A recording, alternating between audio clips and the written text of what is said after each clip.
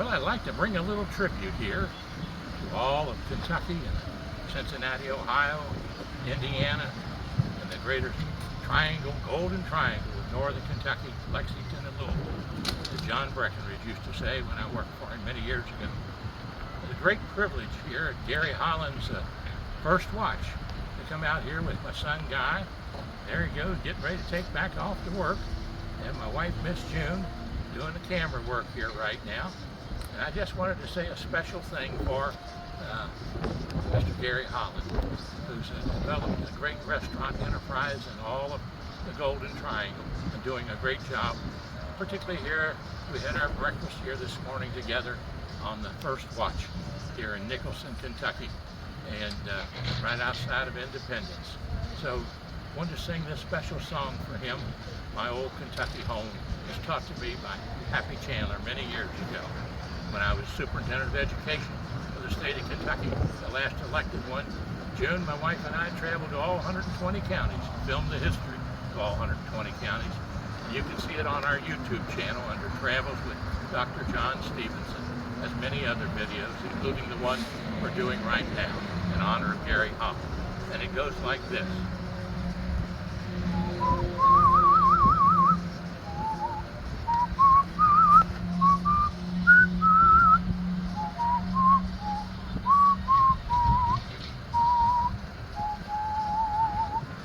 Oh, the sun shines bright on my old Kentucky home. 'Tis summer, the children at play. The corn tops ripe and the meadows are in bloom, and the birds make music all the day. Weep no more, my ladies, oh, weep no more today. We will sing one song for my old Kentucky home, for my old Kentucky home far away. Now just remember, it's the Holy Spirit's job to convict, God's job to judge. It's my job to love. And today I say, I love you, Kentucky, and all of the Golden Triangle and Gary Holland here at First Watch. Red, yellow, brown, black, or white, we're all precious in Jesus' sight. Oh, the children sing for all of us today. They roll on the little cabin floor. The sun shines bright, and he'll lead us up today to reach to the heavens and far shores.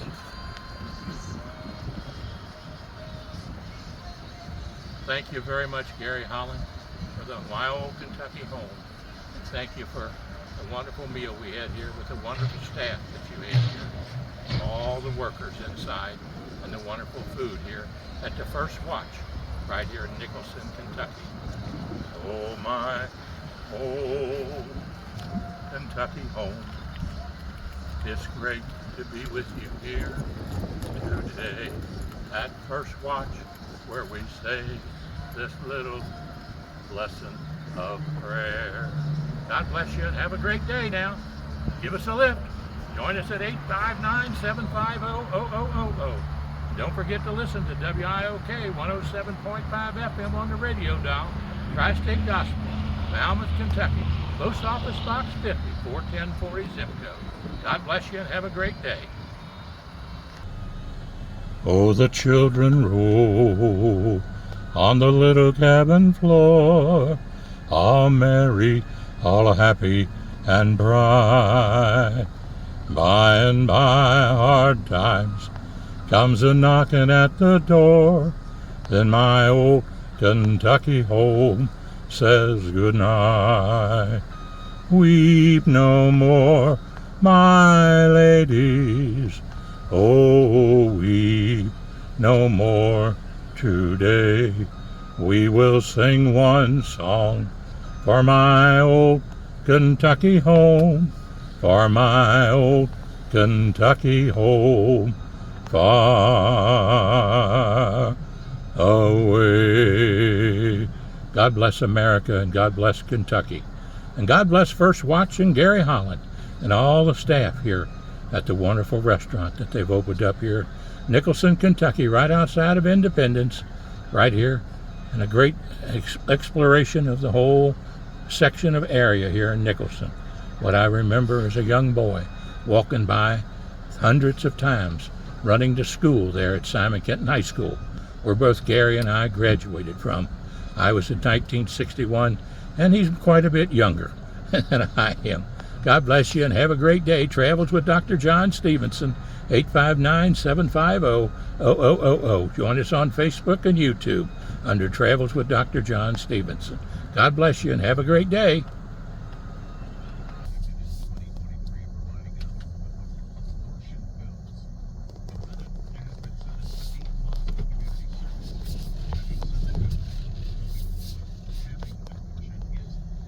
You can go out the other side if you want to. Yeah. Mm-hmm. Is it open? Yeah, you can go around that whole thing. Right down through there.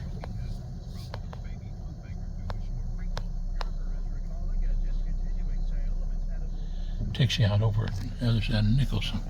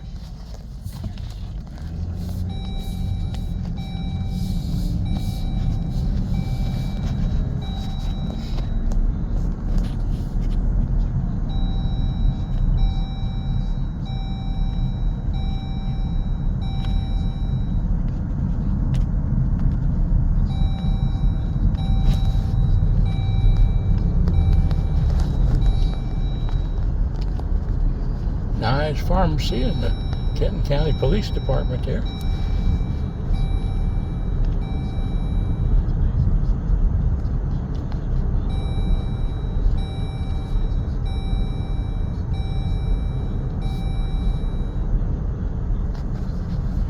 First Baptist Church there. Water District.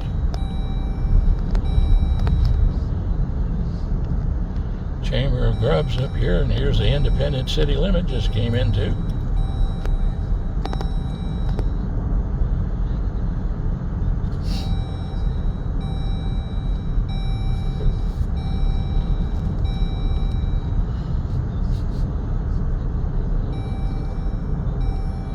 Our famous Kenton Elementary School that we were talking about. The Bailey's back there at the restaurant. Brothers and sisters went to Simon Kenton. One after me, one before me. There's Simon Kenton right there.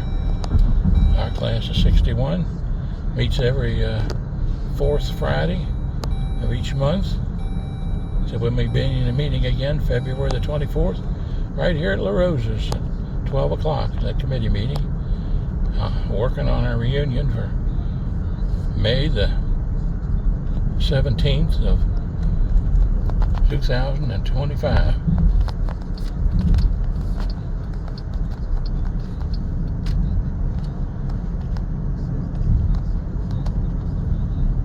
Simon Kenton High School, 859-750-0000.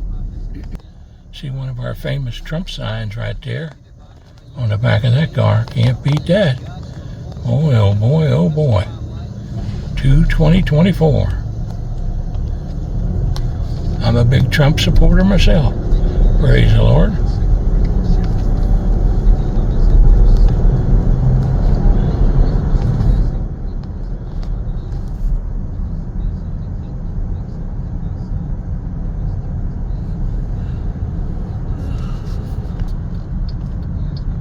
Headed for home here at McCollum Road.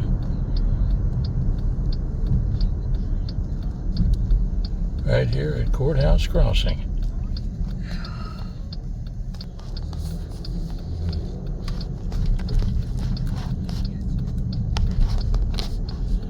.45 west. That's correct. We could say been there, done that, right? Yep. Been there, done that. Garbage out. Robin's out and the garbage is out.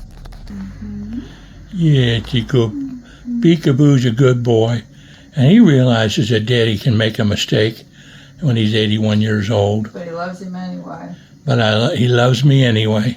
Glad I'm home. Glad Daddy's home. Yep. Glad Daddy's home. Yep. That's Peekaboo. Yes, he is. He's little Peekaboo.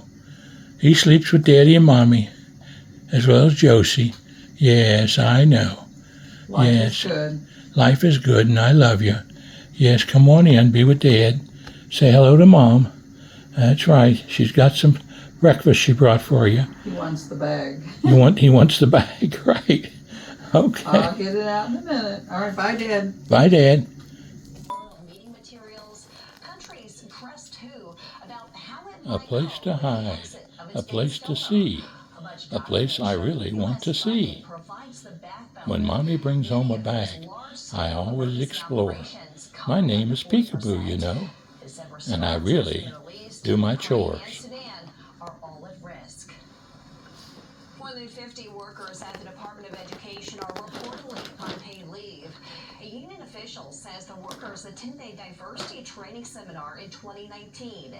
It was required by the first Trump administration And here comes the Queen, the Queen for sure. Little Josie, she always opens the door. The little Queen sees the little boy, and he looks at her and she looks at him, and she's watching to see what he's into. Now she's going to go over and check out Mommy. Say, "What's up, Mom? Where you been? You've been out there at the First Watch, I know, with Gary Holland's place, eating all that good food. Now, I bet you Dad brought some home for us to have a little treat with." That's what Dad does. Peekaboo and Josie, right here at 38 McCollum Road, Independence, Kentucky. God bless America. God bless Kentucky. Seems to understand that the promise to send more troops, negotiation will continue. We're on the 30-day pause for the tariffs. Canada seems to think we're in a trade war, and not only seems to think we're in a trade war, they're dramatically provoking the trade war with threats of retaliation. The president will be speaking with Prime Minister Trudeau shortly. And look, what Canada needs to understand is that it plays a major role in the fentanyl traffic to the United States that's killing over 75,000 Americans a year. That's roughly the number that's going to be in the Super Bowl next Sunday. It's more than the people who died in the Vietnam War as soldiers. So what we see in Canada is Mexican cartels who process the Chinese fentanyl chemicals have also moved up into Canada, very active there. We're seeing small parcels coming in. Remember, 1 grain of fentanyl is enough to kill an American. That's coming in through small parcels, and we've taken action to stop that. But Canada, and the other thing, John and Sandra, almost 100 people on the terrorist watch list have come through the porous visa routines of the Canadians. So all of that we need to solve so that Americans stop dying. It's a drug war, not a trade war, and that's the message I think President Trump is going to be taking to Mr. Trudeau. And we saw that incident a couple of weeks ago where a Border Patrol agent in Vermont was killed by somebody who came across the border. Now, I want to come back, Peter, if I could, to Mexico. Sheinbaum has said that she'll put 10,000 National Guard troops on the border to try to stem the flow of fentanyl and illegal migrants. AMLO did the same thing back in 2021. And after that, it led to record amounts of fentanyl crossing into this country, record numbers of illegal migrants crossing into this country.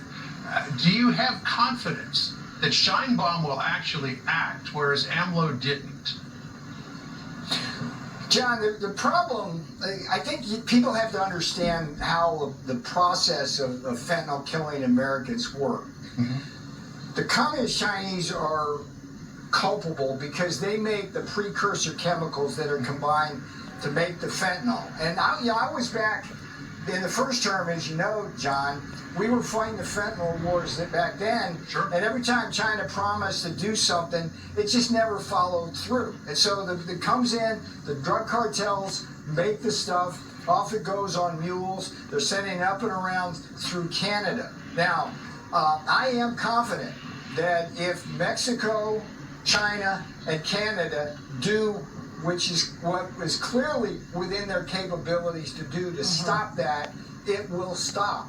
But if it doesn't stop, President Trump will continue his relentless pressure to make sure that Americans stop dying. This is carnage. We've kind of grown immune to the fact that 200 Americans die every single day at the hands of, and by the way, buried the lead, 18 to 45 age group. These are the highest numbers.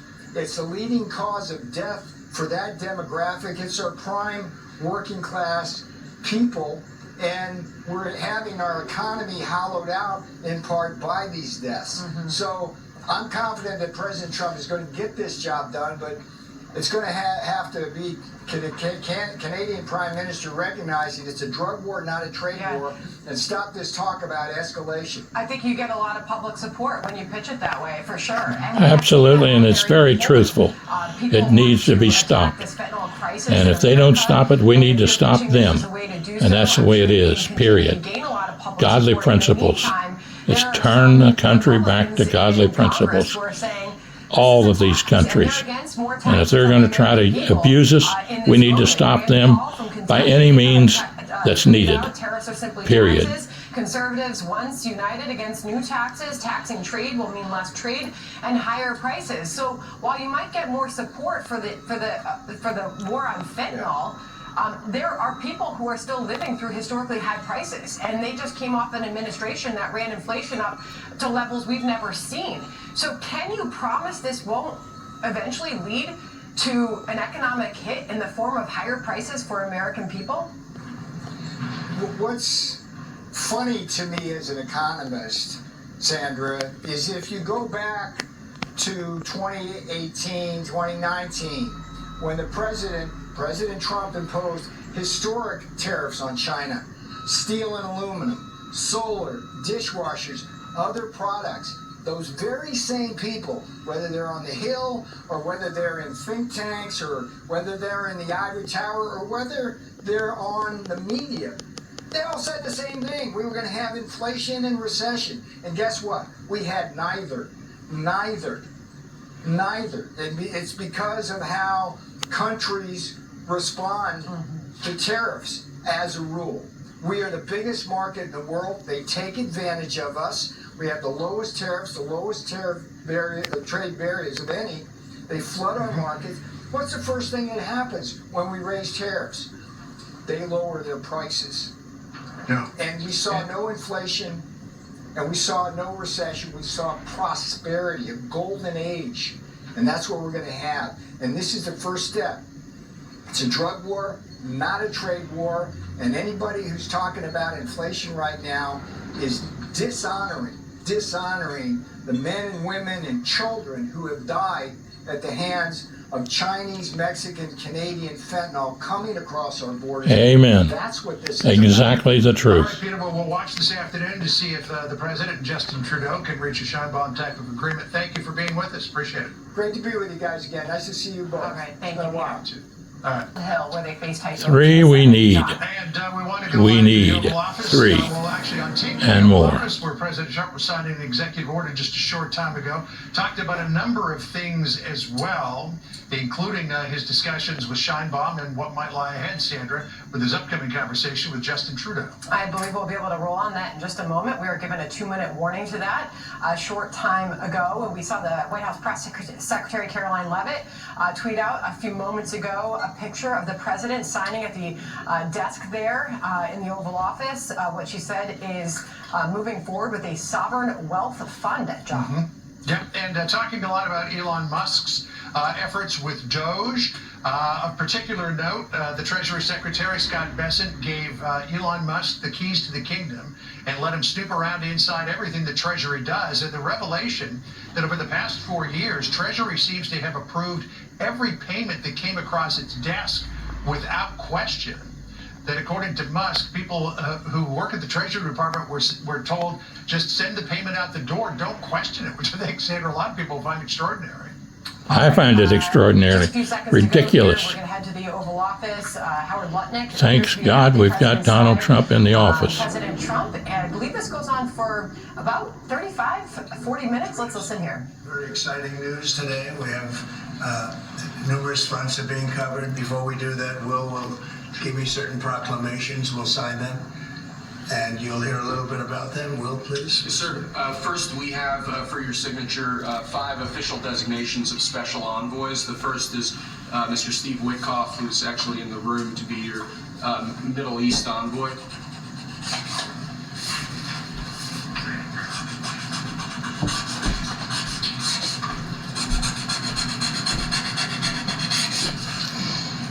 Where is Steve?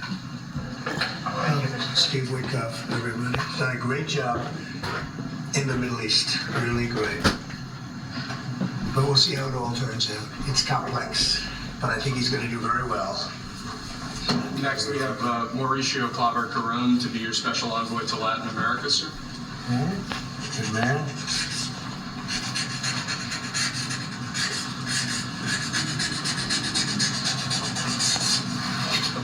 Thank you, sir.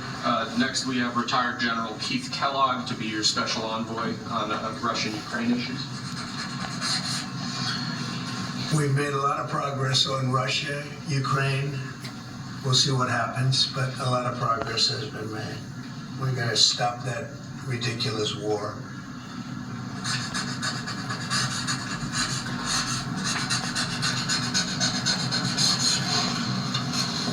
Thank you, sir.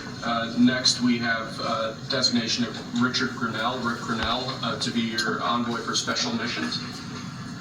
I sent him to California to turn on the water. We turned it on. It was not easy because we had to go through a lot of environmentalists that are causing a lot of problems. And we have billions of gallons of water.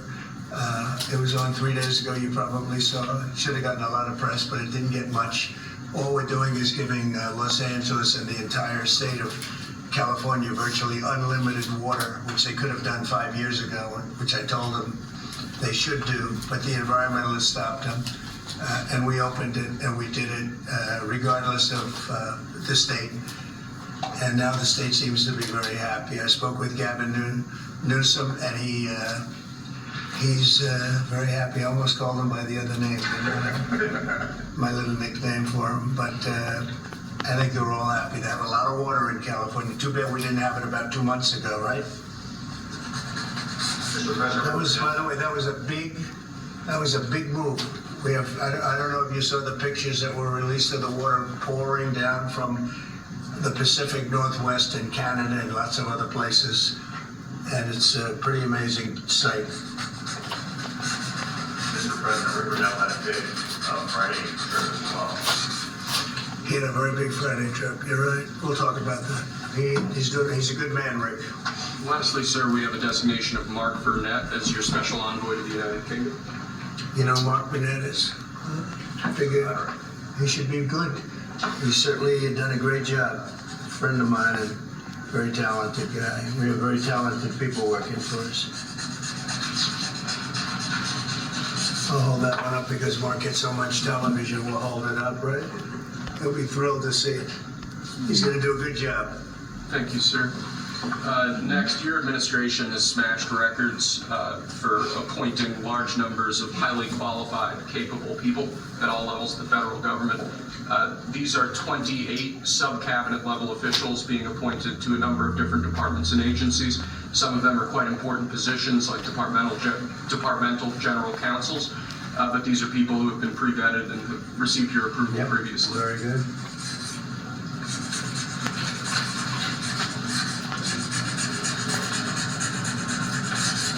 Okay. Thank you, sir. Next, this is an executive order. Discharges your Secretary of the Treasury, Scott Bessent, and your Secretary of Commerce, Howard Lutnick, to begin a process that will hopefully result in the creation of an American sovereign wealth fund. It's a very exciting event. We're going to have a sovereign wealth fund, which we've never had.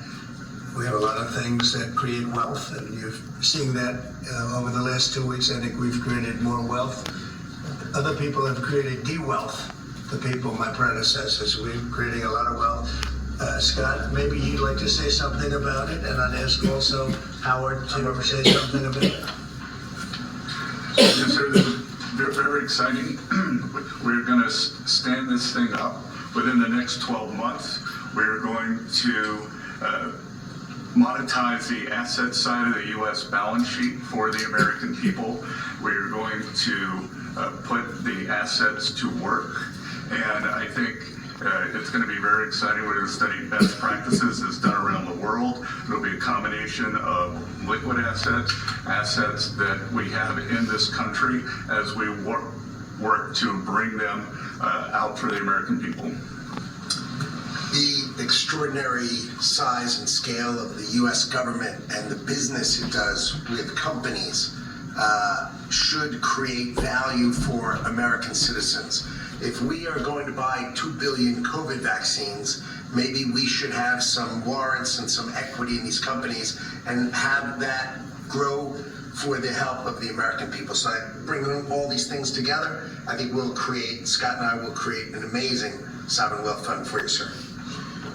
So other countries have sovereign wealth funds, and they're much smaller countries, and they're not the United States. We have tremendous potential in this country, tremendous. You're seeing that, what's happened just in a short period of time. And as an example, TikTok, we're going to be doing something perhaps with TikTok, and perhaps not. If we make the right deal, we'll do it, otherwise we won't. But I have the right to do that, and we might put that in the sovereign wealth fund, whatever we make, or if we do a partnership with very wealthy people, a lot of options, but we could put that as an example in the fund, and we have a lot of other things that we could put in the fund, and I think in a short period of time we'd have one of the biggest funds, and you know, some of them are pretty large, I must tell you. Some of the Saudi Arabia fund is on the large side, but eventually we'll catch it. But we're going to create a lot of wealth for the fund, and I think it's about time that this country had a sovereign wealth fund, and these two gentlemen and some others are going to work with them very closely, and they'll be heading it up, and they're going to do a great job. Two highly respected people that have done unbelievably well in the world, in the real world. So that's a big deal, huh? Yes, sir. I think it's going to create value and be of great strategic importance. Mr. President, why is it important for Elon Musk to have access to the payment systems at Treasury? Well, he's got access only to letting people go that he thinks are no good if we agree with him, and it's only if we agree with him. He's a very talented guy from the standpoint of management and costs, and we put him in charge of seeing what he can do with certain groups and certain numbers. Some of the numbers are horrible, what he's found. $100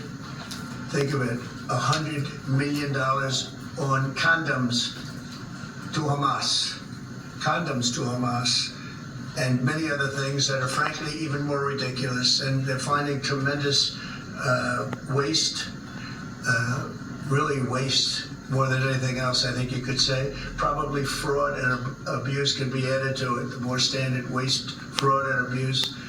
But they're finding tremendous amounts of really bad things, bad spending. You've been writing about some of it, frankly, and some of the things that they've been doing is just terrible. Elon can't do and won't do anything without our approval, and we'll give him the approval where appropriate. Where not appropriate, we won't. But he reports in, and it's something that he feels very strongly about, and I'm impressed because he's running obviously a big company. It has nothing to do if there's a conflict that we won't let him get near it. But he does have a good natural instinct. He's got a team of very talented people. We're trying to shrink government, and he can probably shrink it as well as anybody else, if not better. Where we think there's a conflict or there's a problem, we won't let him go near it. But he has some very good ideas, and we have a lot of very other talented people also. We're bringing in the most talented people in the world. By the way, we just unrelated, but we have two of the most talented people in the world, the legendary Rupert Murdoch and Larry Ellison. So they are two legends in business, publishing, and probably every other. Rupert is, Larry, pretty much in a class by himself, right? I mean, although you may have a couple of bucks more, I don't know, but Rupert is in a class by himself. He's an amazing guy, and Larry is Larry. Larry's one of the most serious players anywhere in the world, so it's an honor to have you. This has nothing to do with you people, but they hear it. I thought it would be appropriate. I'm sure you didn't recognize them. They're all going crazy. They say, what are they doing here? Thank you, sir. Is there any chance that Canada or China could also get out of the tariffs after you start the deal with Mexico? Well, nobody's out with Mexico. We had a great talk with Mexico, and we had President Sheinbaum is a woman. I like her very much, and we've had good relationships, but we have to stop fentanyl from coming in, whether I like somebody or not, and we have to stop the illegal aliens from coming in. I think we've lost 200,000 people on average a year for many years, much higher than the 100,000, could be even closer to 300,000. And they've agreed to put in 10,000 soldiers permanently, like forever, 10,000 soldiers at their side of the border and stop fentanyl and illegal aliens from coming into our country. They have a big incentive to do. Other than that, we've agreed to talk and consider various other things. We haven't agreed on tariffs yet, and maybe we will, maybe we won't. But we have a very good relationship. I also spoke with Prime Minister Trudeau of Canada, and we had a good talk in the morning, but I did ask him a couple of questions, like, banks aren't allowed to do business in Canada. Canada is very tough. Canada is very, we're not treated well by Canada, and we have to be treated well. Banks are not, as an example, allowed to, you know that American banks are not allowed to do business in Canada. Can you believe that? And that's one of many things, and we talked about it, and I think we'll win most of the subjects. But for some reason, a lot of things have been very unfair with Canada. I noticed that in the first term. You deal with people, and after a while you begin to realize, like you learn that Larry Ellison's very tough to do business with, okay? He's a very tough guy. I mean, I'm sure you're shocked to hear that. But Canada is very tough. They're very, very tough to do business with. And we can't let them take advantage of the U.S. They don't take our agricultural product for the most part. They don't take our cars. They make cars, but they basically don't take our cars. And, we don't need, and look, I think we're going to have another good conversation today. We're actually speaking at 3 o'clock again. But we don't need them to make our cars. We don't need them to give us lumber. We don't need them for agricultural products because we have all the agriculture we need. They don't take our agricultural product for the most part, our milk, dairy, etc. A little bit they do, but not much. We take theirs. And as far as cars are concerned, they took in a big percentage, almost 19% of the market. And, I wouldn't mind making our cars in the United States, so we have a problem there. I'd like to make our cars in the U.S. We don't need Canada to make our cars. With that being said, we're going to have another call at 3 o'clock. We had a call this morning. It was a pretty good call, I'd say. So the call with Mexico went very well in the sense that they're very strong now on the border. They're going to put soldiers there. So, actually, they're best military soldiers, and they're going to be at the border, 10,000. It's a lot of soldiers, and they want to protect it also. You know, they don't want people running through Mexico, coming through Mexico to come into our country. So they're going to do that, and then we're going to talk about other things over the next 30 days. We're going to have Scott, Howard, and Marco Rubio, Secretary of State, lead the delegation, and we're going to have a big negotiation with Mexico. I'll be involved too, and President Sheinbaum will be involved to see whether or not we can work something out on the tariffs. China will be speaking to China probably over the next 24 hours. We don't want fentanyl coming into our country. Now, we had another big thing, speaking of China. China's involved with the Panama Canal. They won't be for long, and that's the way it has to be. Marco just got back, as you know. He's in the process of coming back. I guess he's almost back by now. And he had a very long conversation with the leader of Panama, the respected man, and some others, the entire leadership group.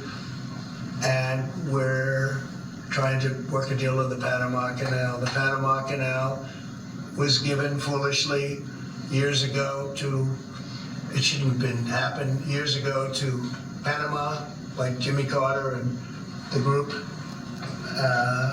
We lost 38,000 people building the Panama Canal, like one of the great wonders of the world. It's the biggest job we've ever built, the biggest project we've ever built in this country, dollar-wise and every other way.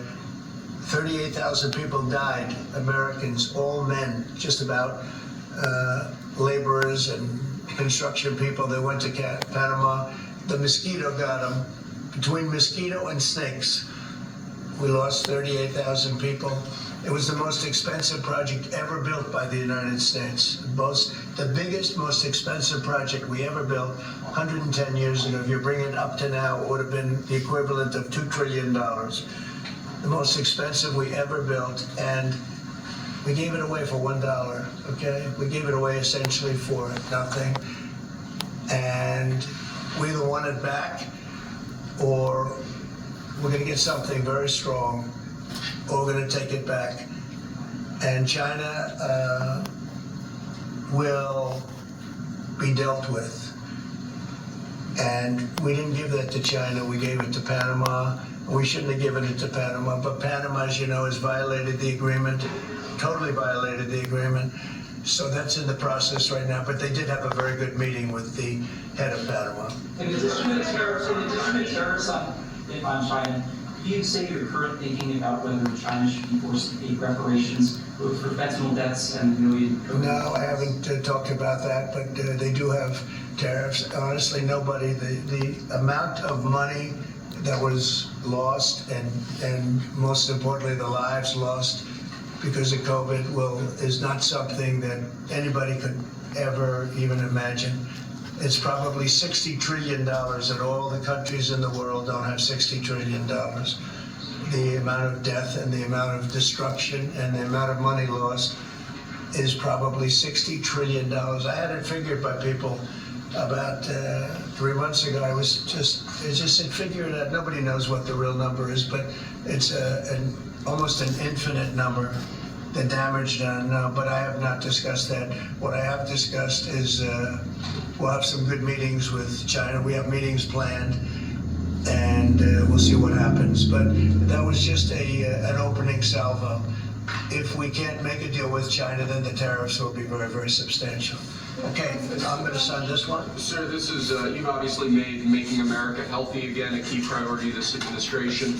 A key component of that is obviously heart health. This is a ceremonial proclamation declaring the month of February to be National Heart Month. Okay. I hear we're doing very well with nominations. We'll see, but it looks like we're doing very well with nominations. Mr. President, have you been involved with calling senators who had some concerns about Tulsi Gabbard or Yes. RFP? Yeah, I've gotten a great response. They want to do what's right, and we've had a good response. I think we'll do well. We have great people like this. We have great people coming in. I'd like to say the best ever recruited for government. I think we have the finest people ever recruited for government. Will it take an act of Congress? And you know what? You're starting to see that because we've done more in 2 weeks than Biden's done in 4, 5 years, 6 years. If they could be here between him and Obama, you add it up, okay? We've done more in 2 weeks than they've done in 12 years. Will it take an act of Congress to do away with USAID, or do you believe you have? I don't know. I don't think so. No, not when it comes to fraud. If there's fraud, these people are lunatics. And if it comes to fraud, you wouldn't have an act of Congress, and I'm not sure that you would anyway. But we just want to do the right thing. It's something that should have been done a long time ago. It went crazy during the Biden administration. They went totally crazy what they were doing, and the money they were giving to people that shouldn't be getting it, and to agencies and others that shouldn't be getting it. It was a shame. So they're tremendous fraud. But we'll be doing a report. We'll be giving you that report at the end. That's right, Ted. I agree with you. President Trump is doing a great job, and I'm around to help him. I love the concept. But Yes, they turn out to be absolutely. left lunatics. And Praise the concept Lord and of pass the this ammunition of godly it's all principles. about the people. Red, yellow, brown, black, and white. We're all precious in Jesus' sight. Yep. Well, we have massive debt, $50 billion, if you can believe it. They don't take our farm product. They don't take our cars. They don't take almost anything, but we take their cars. We have millions of cars coming in, BMW and Mercedes-Benz and Volkswagen and just so many different cars, and we don't do anything about that. And we don't charge them tariffs. They make it impossible to sell cars in the European Union. They make it very difficult, agricultural product. They actually don't take it, and they have a lot of excuses. Some of them are the pesticides and the different chemicals used, and Bobby Kennedy actually is looking at that very, very seriously, because maybe it's not necessary to use all of that. You know, we want to be the healthiest country, and we're not. We spend more money on food than anybody else in terms of its creation, but we're not the healthiest country. So maybe there is something to the Little fact Josie. that Bless we her shouldn't heart. be using so much chemical. I love her. And Yes, maybe I that'll do. stop. But Bobby She's Kennedy going to is check one out the bag, too. He is not a believer in Little all of the Josie. things we have She's done, about and neither are 13 the years old. Europeans. She said, I've seen a We'll lot, see what Dad. happens, but they use it I've as been an around a excuse lot. not to buy I the like Donald product. Trump, too, and J.D. And Vance. you tried IS. Yes, that's A true. couple of the leaders, I don't want to use name, Munich, and the answer is none, because they don't take any cars. They don't take anything. So the European has abused the United States for years, and they can't do that. And they want to make a deal. Let me tell you, in all cases, they all want to make deals. There's nobody that doesn't want to make deals. They've been abusers, and they want to make deals. So we'll see about that. But we'll have, I think, some very fair. All we want is a fair deal. And you know, there's a word, reciprocal. I'd go right now, reciprocal tariffs on everybody. Because many of the countries that you feel so horrible about, the way they're being treated by Trump, you're saying, oh, President Trump is so terrible to them. Well, they charge us tariffs. European Union has a VAT tax, which is through the roof, okay? It's a similar thing, similar to a tariff. It's a VAT. And they have it, and it's numbers like you wouldn't believe. And Canada, I told you about the banks, and I told you they charge us. And people don't say that. They don't like to say it. Just like they don't like to say that I opened up the water for California. It's a great thing. It's too bad they didn't do it themselves. I had to do it, and it was not easy. We did it a very rough way, and I didn't like to do it a rough way. We shouldn't have to do it a rough way. But a lot of these countries that we're talking about, you know, they're so-called allies, but they don't treat us well. And just like I got $420 billion, and now it's actually over $600 billion, the Secretary General of NATO came in 2 weeks ago, and he said it was a miracle when Trump came in, when President Trump came into NATO. He said it was $636 billion. by saying to them, no, you have to pay, and if you don't pay, we're not going to be there for you. You know, somebody has to say it, and they paid. And it was a large amount of money. And one of the problems we have with the Russia-Ukraine situation is that we want to see some equalization, because we're in for close to $300 billion, and they're in for $200 billion less. Why are they in for less? Because Biden never asked them for money. He never said, you got to pay. He never did. All he did is hand out money. So we're talking with them right now, and we're actually working some deals right now. So we have some guarantees and some other things. Thank the good Lord we got Trump and J.D. Vance. That's all I can say. He's an old country boy, 81 years old, and watching the world fly by as closely as I can. In terms of a guarantee, we want a guarantee. Got to get my body back together from the accident, January the 4th, with the good Lord's help and some great doctors and physicians and a few surgeries here and there, and put my pieces back together where I could get around and stay active as best I can. Watch us on Facebook and YouTube. Let the fentanyl come in from China. And China hopefully is going to stop sending us fentanyl. And if they're not, the tariffs are going to go substantially higher. Sir, just to clarify what you said about Ukraine earlier, the rare earths, is that something you want them to give the rare earths to the United States? Yeah. Okay. Yeah. I want to have security of rare earth. We're putting in hundreds of billions of dollars.